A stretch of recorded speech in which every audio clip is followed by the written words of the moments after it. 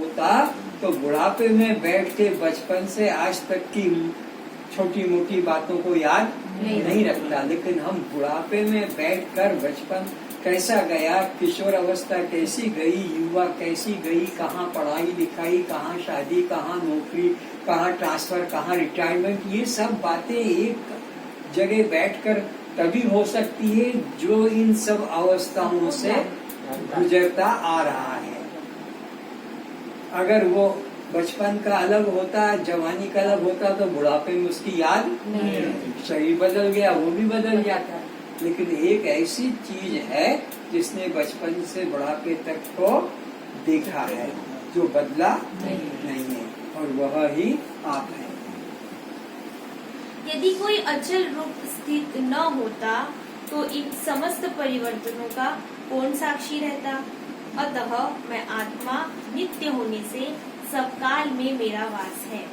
अतः सब काल, देश, अवस्था, स्थिति, परिवर्तनों को जो जानता है वही मैं हूँ, ऐसा मन में दृढ़ निश्चय करना ही निरंतर का चिंतन है।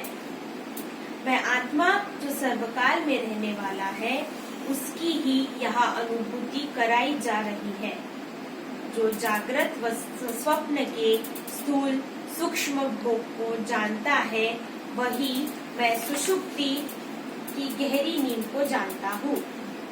यदि मैं सो जाता तो सुबह उठकर कौन बताता कि रात ऐसा स्वप्न देखा, ऐसा सोया कि कुछ पता नहीं चला। तो गहरी नींद में जो आनंद की अनुभूति हुई और वहाँ पर कोई स्थूल व्यवहार, सूक्ष्म व्यवहार, जागृत स्वप्न का, तो अगर वहाँ कोई न होता तो सुबह उठकर गहरी नींद का वह अनुभव कैसे कहता कि रात में सुख से सोया और मुझे कुछ पता। तो इसका मतलब है कोई एक जरूर वहाँ था। डॉक्टर ने 2 घंटे ऑपरेशन किया, मुझे कुछ पता, 2 घंटे मुझे कुछ पता नहीं लगा। तो ये कुछ पता नहीं लगा, इसका पता किसको लगा अगर वहाँ वह न होता तो 2 घंटे तक वो जो बेहोश पड़ा रहा, उस बेहोशी को भी कोई जानने वाला होश में था।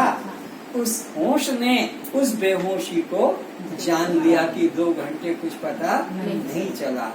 वो खुद बेहोश अगर गहरी निद्रा में वह भी न रहता, जो जागृत में और जो स्वप्न में था, अगर वह गहरी निद्रा में न होता तो गहरी निद्रा का अनुभव जागकर बता नहीं सकता था। लेकिन वो एक ऐसा था जो गहरी निद्रा में भी जाग रहा था और वहाँ के अनुभव को उसने फिर उठकर बताया। अतः मैं नित्य जागृत हूँ। यह जागृत, स्वप्न, सुषुप्ति, मूर्छा, ध्यान, समाधि अवस्थाएं बुद्धि की है।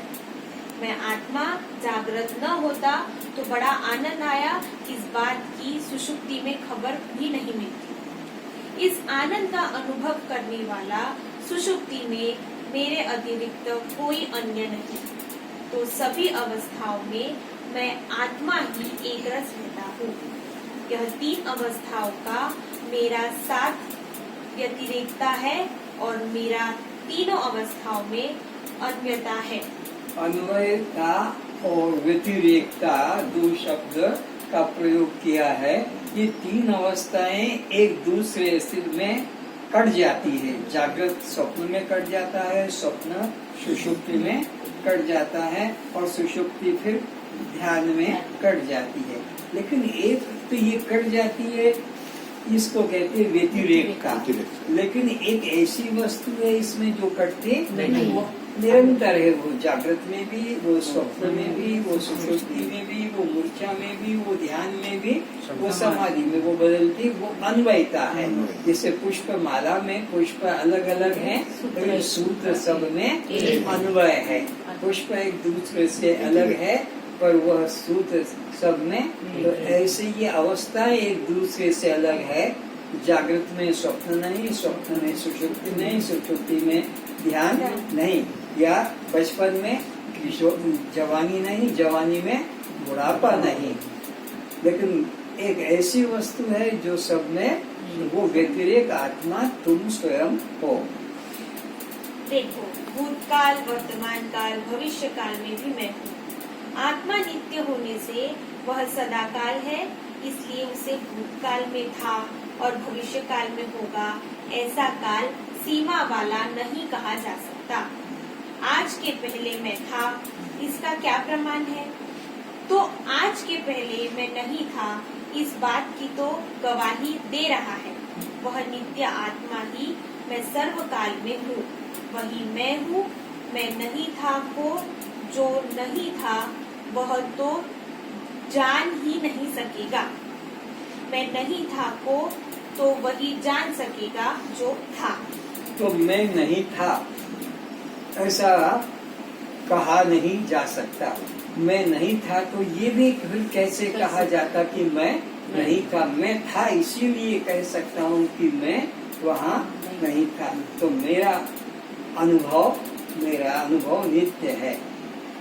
मैं कभी अवस्थाओं को लेकर बदलता नहीं कि जागृत में मैं रहता हूँ लेकिन मैं स्वप्न में नहीं था। तो स्वप्न में मैं नहीं था तो स्वप्न सुबह उठकर बताया तो किसी का अनुभव किसी से पूछा नहीं जा सकता है। स्त्री पुरुष एक खाट पर सोए हैं और पुरुष सपना देख रहा है और सुबह उठकर बता रहा है। तो वो बताते बताते वो खुद लेटरिन जाने लगा। तो लोगों ने कहा और आगे बताओ, तो मेरी पत्नी से पूछो बाकी का। वो बताएगी। तो उसका जिसने सपना देखा वही बताएगा, अनुभव किए का ही बताएगा, दूसरे का अनुभव। तो यहाँ पर भी जो अनुभव जागृत में कर रहा है स्वप्न में वही है और वही सुषुप्ति में। तभी वो तीनों का आगे हिसाब बता देता कि कल यहाँ तक पढ़ा था, इसके बाद में मेरे को अब यहाँ से आगे का अभ्यास करना है। तो कल वाला और आज वाला दो अलग अलग नहीं, जानने वाला वो एक ही है। कल कहाँ तक पढ़ा था, कल कहाँ तक का अभ्यास किया या काम किया, अब उससे आगे शुरू करना है। तो कल वाला और आज वाला दोनों एक है। मैं के भावाभाव को जानने वाला मैं ही हूँ। मैं आत्मा को जानने के लिए किसी अन्य प्रमाण की आवश्यकता नहीं है, क्योंकि मैं सर्वज्ञाता स्वयं प्रकाश हूँ। जो पदार्थ सत्य सनातन होता है, उस पदार्थ की सिद्धि के लिए अन्य किसी प्रमाण की जरूरत नहीं पड़ती। जैसे यह हाथ में क्या है, आप कहोगे यह चूड़ी है, तो आप चूड़ी को जानने वाले प्रमाता है। तो सत्य सनातन आत्मा के होने का प्रमाण आप स्वयं सत्य आत्मा ही हो, ऐसा कह सकेंगे। सत्य वस्तु को असत्य तो जान नहीं सकेगा। सत्य से भिन्न असत्य, चेतन से भिन्न जड़ और आनंद से भिन्न दुख एवं प्रकाश से भिन्न अंधकार है। प्रकाश का प्रमाता अंधकार तो हो नहीं सकता, आनंद का प्रकाशक दुख तो हो नहीं सकता, सत्य का प्रमाता सत्य ही होगा। तो कहने का तात्पर्य यह है कि मैं सनातन सत्य स्वयं प्रकाश आत्मा, मेरी सिद्धि के लिए कोई अन्य प्रमाण की जरूरत नहीं है। आत्मा मैं सनातन और सत्य हूँ और मेरे होने के लिए किसी प्रमाण की आवश्यकता नहीं है। जैसे यह मेरे हाथ में जो वस्तु है, इसको जानने के लिए क्या चाहिए? ये प्रकाश चाहिए। अभी हमको पता नहीं लग रहा है, मुट्ठी तो दिख रही है पर मुट्ठी में क्या है वो देख नहीं पा रहे हैं। क्यों नहीं देख पाते? कि वहाँ पर प्रकाश नहीं। जहाँ जहाँ प्रकाश है वहाँ सब दिख रहा है, यहाँ प्रकाश नहीं। अब इसको देखने के लिए प्रकाश चाहिए। तो वस्तु को जानने में पहले क्या चाहिए? प्रकाश। फिर ये प्रकाश थोड़ा तेज है या कम है, इसको जानने के लिए आँख की जरूरत पड़ती है। फिर आँख से भी ठीक दिखता है कि ठीक नहीं दिखता है, इसका मन के द्वारा के द्वारा पता लगता है। फिर मन चंचल है कि शांत है, इसका पता बुद्धि के द्वारा लगता है। फिर बुद्धि भी मेरी स्थिर है कि डावाडोल है, उसका पता मेरे से लगता है। पर मेरा पता किसी से नहीं लगता, क्योंकि मैं स्वयं प्रकाश हूँ, क्योंकि मैं सबको प्रकाशित करता हूँ, बुद्धि को, मन को, नेत्र को, प्रकाश को और पदार्थ को। तो मुझ स्वयं प्रकाश को कोई दूसरा प्रकाश करने वाला मेरे द्वारा सब प्रकाशित होते हैं।